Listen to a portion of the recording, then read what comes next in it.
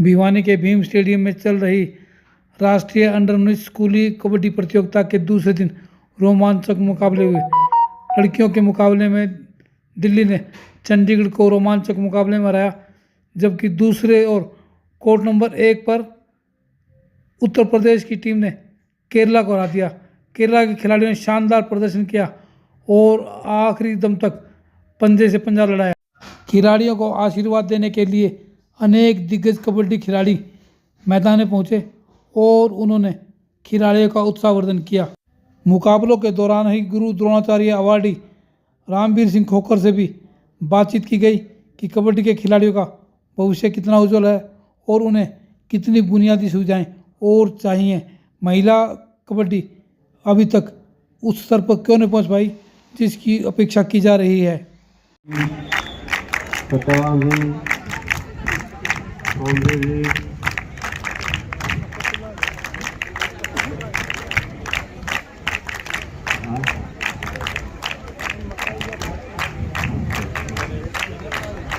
आपने राजकुमार जी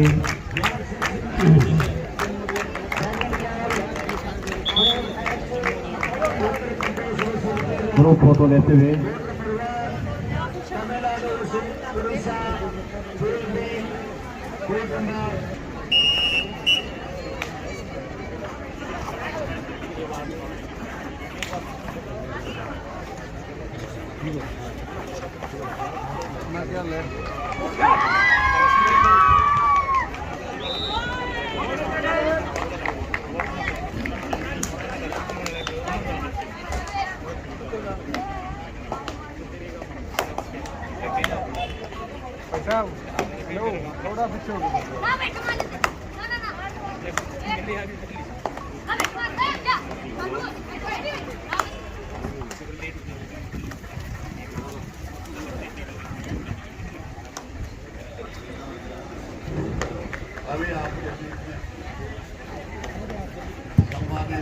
पत्रकार महोदय से अनुरोध कि हमारे ऑफिशियल को डिस्टर्ब न करें, थोड़े पीछे लेकर हमारी अच्छी अच्छी खबरें लगाएं और बच्चों को हौसला।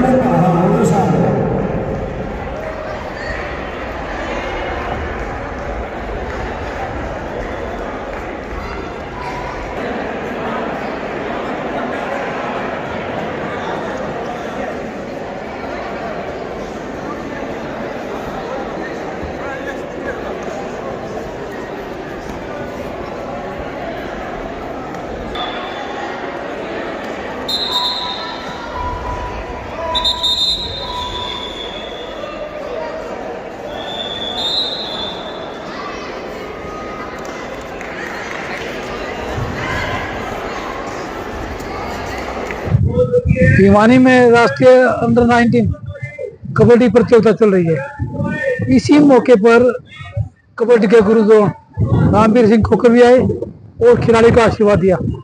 उनसे बात करते हैं कि वर्तमान में कबड्डी का क्या भविष्य है। खोखर, स्वागत है आपका। Thank you. वर्तमान में कबड्डी के खिलाड़ियों का भविष्य क्या है? देखो, कबड्डी आज के दिन बहुत ऊंचे लेवल पर चली गई है। क्रिकेट के बाद मैं मानता हूँ इंडिया के अंदर तो कबड्डी दूसरे नंबर पे है ही जी। और इसमें सर्विसेज जो सरकारी नौकरियां मिलती हैं उनके चांस भी खिलाड़ियों के लिए बहुत अच्छे हैं। Paramilitary forces, military forces, police, games, railway, income tax और अदर दूसरे सिविल डिपार्टमेंट है। बहुत ज्यादा कबड्डी की टीमें बनी हुई। ऐसे ही अब कबड्डी का भविष्य जो है ना, प्रो कबड्डी लीग शुरू हुई 2014 के अंदर, जी तब से 2-4 साल लगे इसमें। तो बहुत ज्यादा इम्प्रूवमेंट हो गया, स्किल में भी इम्प्रूवमेंट हो गया और कबड्डी के खिलाड़ियों का भविष्य सुरक्षित है।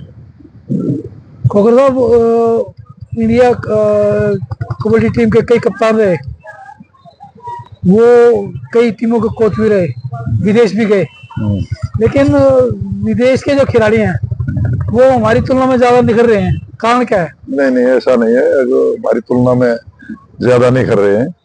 ओनली एक ईरान ऐसा कंट्री है जी जो कि हमारी कल्चर का है, वो ईरान। और इंडिया में तो बहुत ज्यादा खिलाड़ी हैं। अब प्रो कबड्डी लीग में देख लो 80%, 90% जो मेन प्लेयर हैं, 95% वो इंडिया के ही हैं, जी जो कि मेन टीम में खेलते हैं जी जी और जो परफॉर्मेंस देते हैं। ईरान ने काफी राइज किया है, बहुत ज्यादा राइज किया है ईरान ने। उसका प्रो कबड्डी का बेनिफिट उनको बहुत ज्यादा हुआ है। मैं ये कहना चाहता था कि ईरान हमारे से बहुत ज्यादा रिफाइंड गेम खेल रहा है, उसका कारण जानना चाहता हूँ कि नहीं, रिफाइंड तो इंडिया भी खेल रहा है जी लेकिन ऐसा नहीं है। लेकिन ईरान ने इम्प्रूवमेंट बहुत ज्यादा की है, उसमें हमारे कोचेस गए हैं वहां पर जी ईरान में, जी कई कोचेस गए ईरान में, मैं भी गया था 2 महीने के लिए। तो उनको बेनिफिट वो जो है ना, वो देश के लिए अपनी जान लगा देते हैं। और इंडिया में ऐसा बात नहीं है, कमी है, बहुत अच्छा कर रहे हैं बच्चे, बहुत अच्छा ग्रास रूट से अच्छे बच्चे निकल रहे हैं। अब स्पोर्ट्स अथॉरिटी ऑफ इंडिया का इसमें मेजर रोल है, स्टेट एसोसिएशन का मेजर रोल है, खासकर हरियाणा है। हरियाणा में हरियाणा स्पोर्ट्स एसोसिएशन जो है, हरियाणा स्टेट एसोसिएशन, वो और खेल विभाग वो काफी कर रहा है। क्योंकि स्पोर्ट्स अथॉरिटी ऑफ इंडिया ने जब से खेलो इंडिया स्कीम की थी, उसमें लॉन्च की थी, तो खिलाड़ी को बहुत ज्यादा बेनिफिट है, जिसके लिए हम यहाँ आए हुए। खुद मैं 2 हम द्रोणाचार्य अवार्डी आए हैं यहाँ पर, मैं और बलवान सिंह। तो हम यहाँ इन खिलाड़ियों के कैच करने के लिए ही आए हैं, ताकि स्पोर्ट्स अथॉरिटी ऑफ इंडिया में ये इन अच्छी ट्रेनिंग ले सकें, क्योंकि वहाँ इंफ्रास्ट्रक्चर बहुत बढ़िया है, अच्छा कैश पेमेंट देती है भारत सरकार, 10,000 रुपये पर मंथ, रहने का, खाने का, एक्सपोजर, शिक्षा का फ्री का, सब कुछ गवर्नमेंट की तरफ से होता है, उस 10,000 के अलावा। इसीलिए हम यहाँ चूज करने के लिए आए हैं, उन खिलाड़ियों में से फिर अच्छे खिलाड़ी उनको असेस करके, और तब साई के जो ट्रेनिंग सेंटर हैं उनको उनमें डालें, तो ये भारत का भविष्य होंगे वो खिलाड़ी। भविष्य इन खिलाड़ियों का बहुत उज्जवल है। सर, अगर हरियाणा की बात करें या पंजाब की बात करें, इस सेट के राजस्थान में भी अच्छी कबड्डी है। जो दक्षिण राज्य हैं वहां पे पहले कबड्डी ना के बराबर थी, लेकिन अब दक्षिण हरियाणा भारत में कबड्डी बहुत ज्यादा आगे बढ़ रही है। नहीं, आप गलत सवाल कर रहे हैं।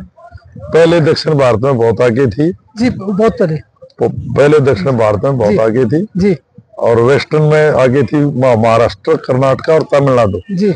लेकिन कर्नाटका नहीं, इसमें महाराष्ट्र और तमिलनाडु में अब भी है, अच्छी है। उसमें प्रोपोर्शनली हरियाणा ने बहुत तगड़ा राइज किया है जी।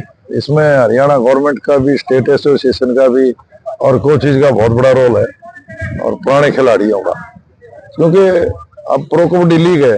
अब प्रो कबड्डी लीग के अंदर ही 80% खिलाड़ी हरियाणा ही खेलते हैं, जो फर्स्ट 7 के खिलाड़ी खेलते हैं।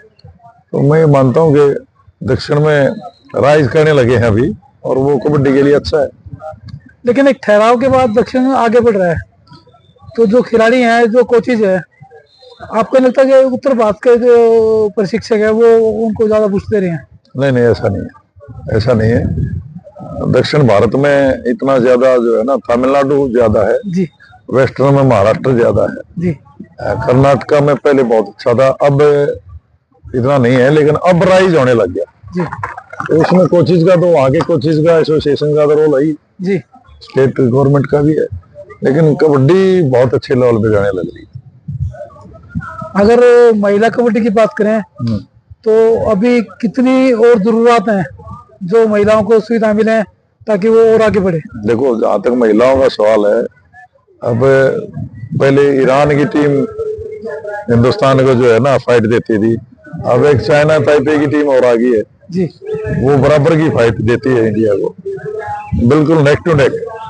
तो मैं मानता हूँ कि हिंदुस्तान में तो और ज्यादा सुधार की जरूरत है कबड्डी खिलाड़ियों को, ताकि महिला में भी, जी क्योंकि महिला को चांस कम मिलता है।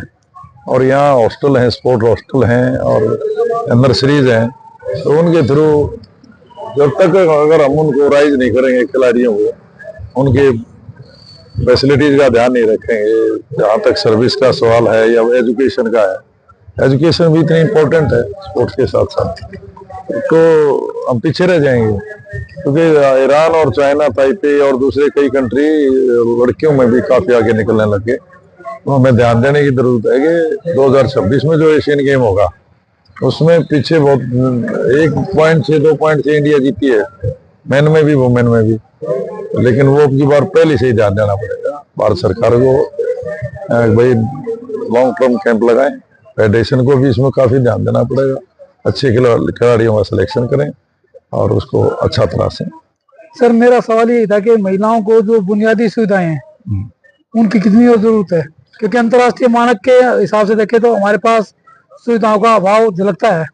देखिए, जहाँ तक महिलाओं का मामला है, महिलाओं का आपने ठीक क्वेश्चन किया है कि उसको एक्सपोजर बहुत कम मिलवाता है, चाहे वो नेशनल एक्सपोजर हो चाहे इंटरनेशनल हो, जी उनके कंपटीशन कम होते हैं।